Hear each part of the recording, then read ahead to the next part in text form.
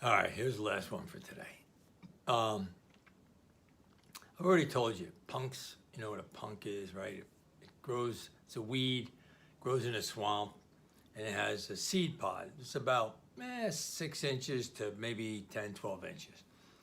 And what we do is harvest them when they're in the fall, okay? And they're green and they're hard, the seed pod. But if you let it sit in the attic overnight, over the winter, it dries out and it puffs out and it gets fatter and it gets softer. And then you can actually light it and it burns very, very slow. It gives off a smoke, which actually has a nice scent to it. Or at least it was a nice scent to us anyway, we were used to it. But the big thing was it kept away the mosquitoes. So they were popular because if you sat outside when it was hot and you didn't have any air conditioning, nobody had any air conditioning. So everybody sat outside. People sat on their stoops, etc. But if you put a couple of punks out, 2 or 3 punks out, and lit them, they burn real slow. I mean, you wouldn't use one up in the night. And then they keep the mosquitoes away. So anyway, we decide we're gonna go harvest these punks. And it happened to be a holiday. It was a religious holiday. It was a Catholic holiday. So we were off school, but the public school was in school. So we figure, hey, there's no competition now. We'll just take off and we'll go get it. And I don't know how we ended up doing it, but we're on, Martin has a bike and I had a bike. I delivered papers, but for some reason, we're just on Martin's bike. And we drove, I sat in the handlebars and he drove the bike down to the base of the hill. Little Falls was in a valley. So the river was the bottom of the valley, of course. And if you stayed along the river, you could come into town along the river and go along the river flat all the way around and out of town without going to a hill. But if you went anywhere, in other words, if you came into town on one end and went anywhere to the right, you were going up a hill. Now, as you got into the center part of town, the hill was longer, it was a grade slower, you know, it was just a long, slow grade. At both ends, it was a sharper hill, steeper hill.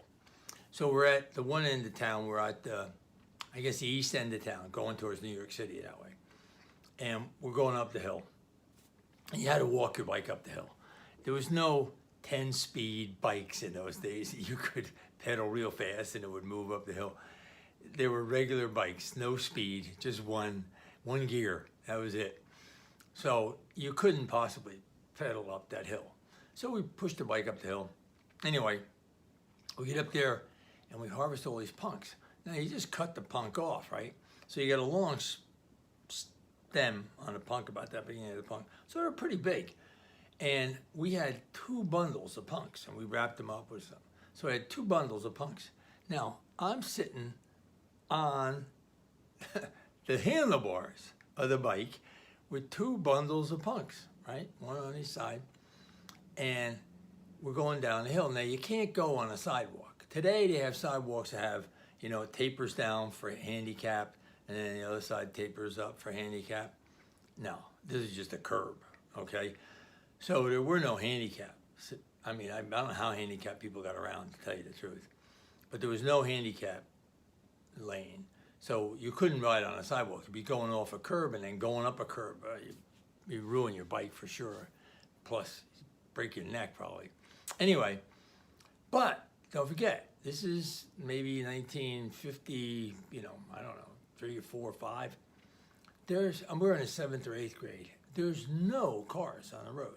I mean, whatever cars there were in town, Dad took the car to work and it sat there all day.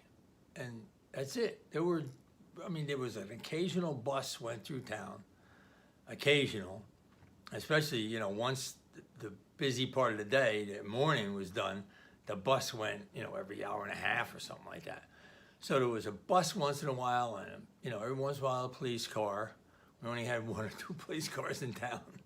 You know, and it was just hardly ever any cars. So it's not as bad as it sounds coming down this hill. So we're coming down, it's a steep hill. And we're coming down a hill and we catch up to this car in front of us. So the car in front of us goes, it's coming down the road, but it leaves, it starts to go way over to the center. And where it went over to the center is the grammar school, public grammar school.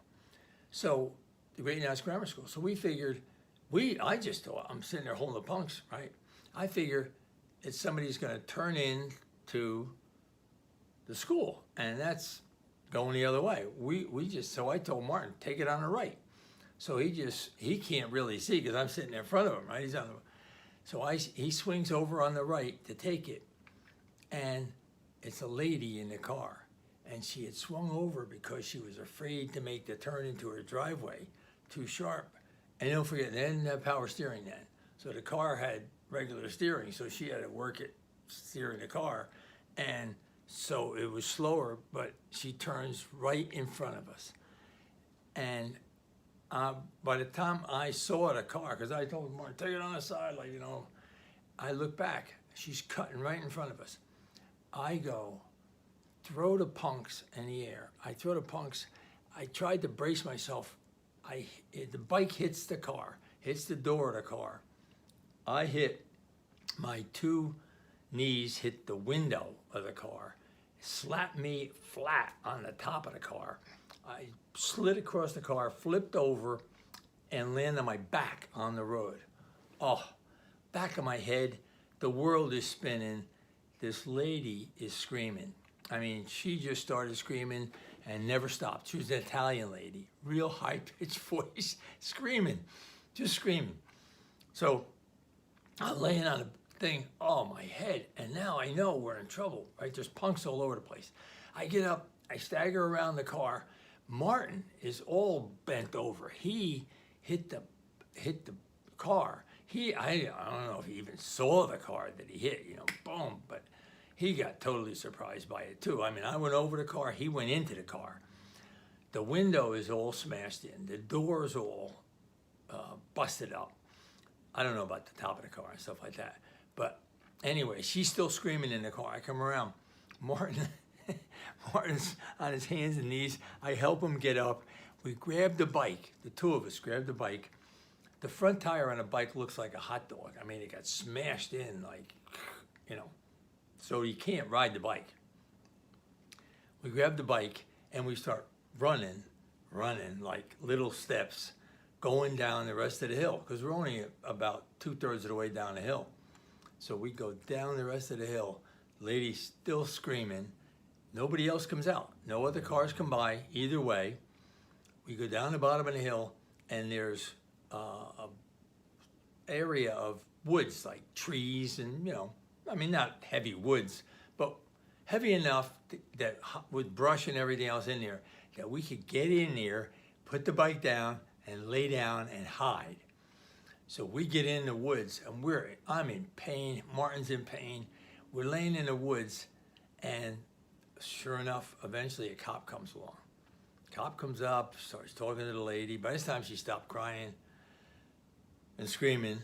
He talks to the lady, whatever he told her, I don't know what he told her, you know. Anyway, he comes down.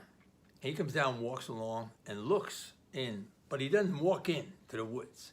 He just looks along, doesn't see anything, goes back to his car, and whatever he told the lady about insurance or whatever, I don't know. But she went in her driveway, and he left. And then we wait about 20 minutes. We waited a pretty long time. And then we kind of creep out of there. By that time, we could both walk, at least. You know, we were in pain, but we could both walk. But we had to walk about, it's a good over a mile to my house and to Martin's house. And then we actually waited till Martin's mother come home, and she drove us down, and we picked up the bike and threw it in the trunk and brought it back home. I don't know what the heck happened to the bike after that. And we never picked up the punks, of course. But I mean, that's just a funny incident that happened on a day, you know, when we had a day off and had some time to kill. Anyway, another story for another day. Take care.